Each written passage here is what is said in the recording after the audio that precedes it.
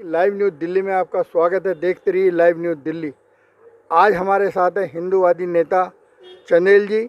जानते हैं, रोशनी डालते हैं जम्मू कश्मीर में क्या चल रहा है। Raju ji, live news Delhi channel पर आपका स्वागत है।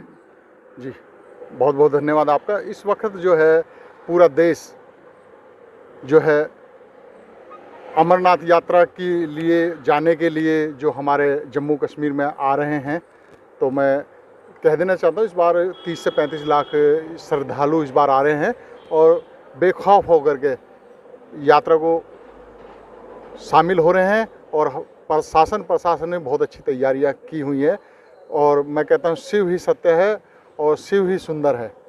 अच्छा, ये ओबीसी जो बार बार ऐसे कुछ कटु सत्य बोलता है, इस विषय में आप क्या कहना चाहेंगे?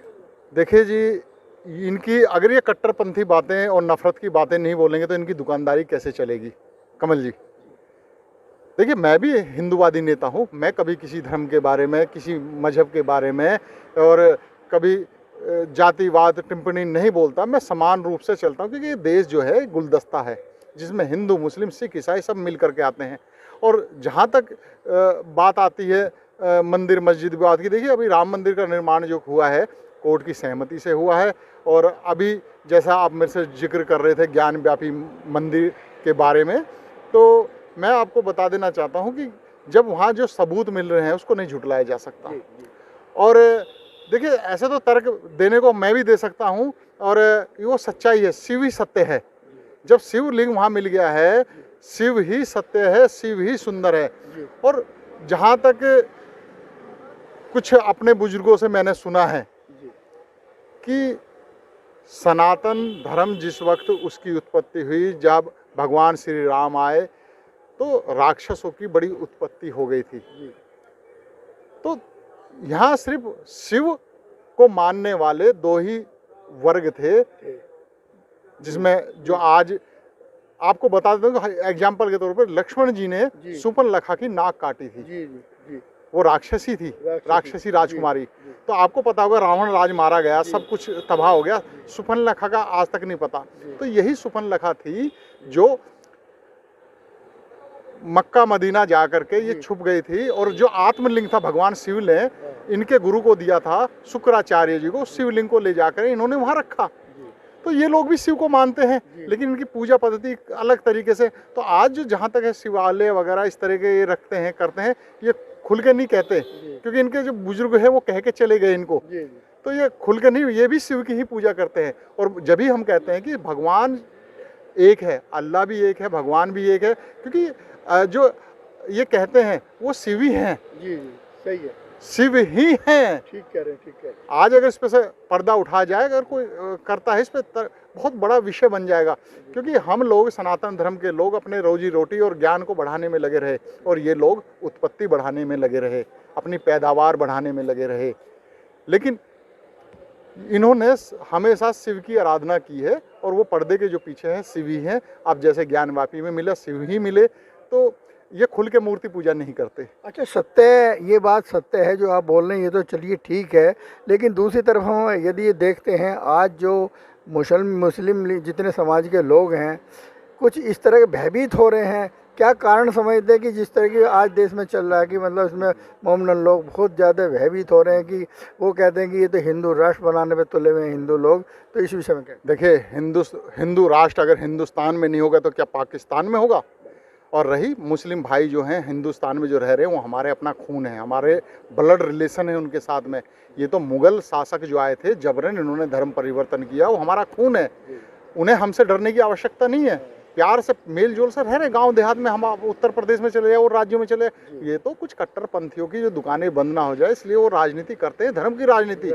हम कहते हैं हमारे अपने हैं मुस्लिम भाई, हम लोग हमेशा रहते हैं, इनके त्योहारों में जाते हैं, ये हमारे में आते हैं। लेकिन कुछ चंद राजनीतिक लोग जो है अपनी राजनीतिक रोटियां सेकने में लगे हैं। अब जैसे सर्वे की बात यहाँ की आई है, आप भी कह रहे थे कि गुरुजी जो इस प्रकार से ताजमहल का चल रहा है। देखिए, ताजमहल एक धरोहर है, उसमें भी कुछ लोगों ने तर्क दिया कि भगवान जो हमारे कृष्ण थे उन्होंने प्रेम की यह एक निशानी रही थी यहाँ पर, उसको तोड़ा करके जो मुमताज महल ये बनाया गया।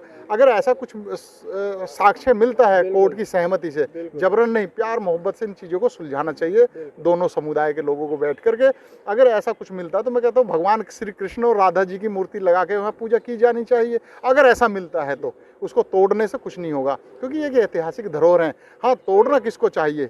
मैं कहना चाहता हूँ कि इस देश में जो मुगल आए थे, मुगलों के जो नाम जगह जगह दिए गए हैं उनको हटाना चाहिए, उनके नाम बदलने चाहिए, उन्हें ऐतिहासिक स्मारकों से हटाने चाहिए। अगर रखना है तो हमारे देश के महान वैज्ञानिक अब्दुल कलाम जी थे, उनके नाम से स्मारकों के नाम रखने चाहिए।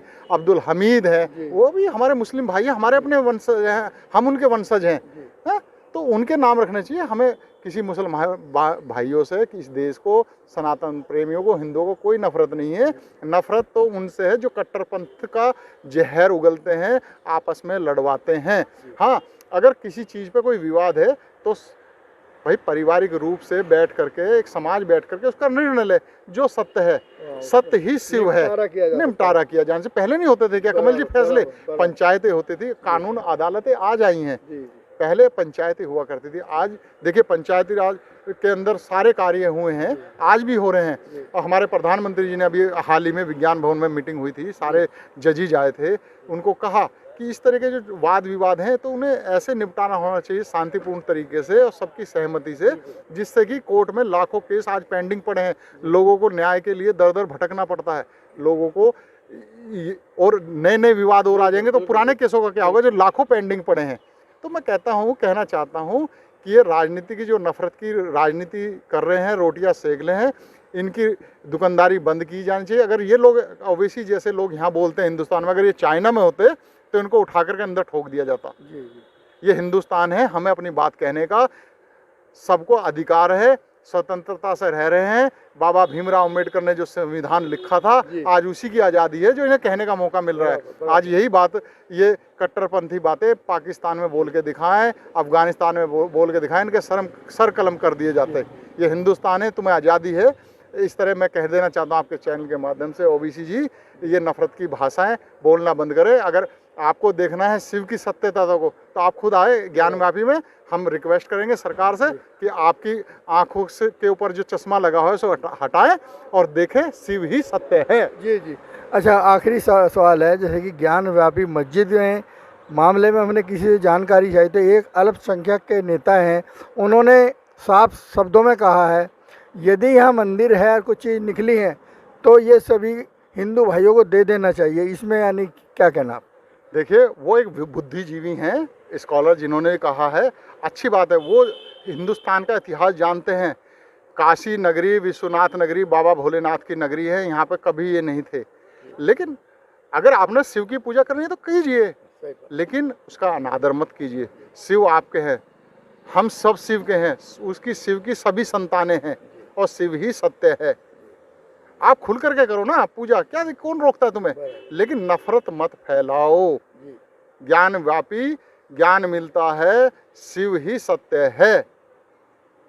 चलिए, ये थे हमारे साथ हिंदू नेता चंदेल जी, और राजू चंदेल जी ने जो बताई सत्य बात है, हम इनकी बात को अपने चैनल के माध्यम से प्रत्येक जन जन तक पहुंचाने का प्रयास करेंगे। बहुत ही अच्छे शब्द, धन्यवाद चंदेल जी। आपका भी बहुत बहुत धन्यवाद।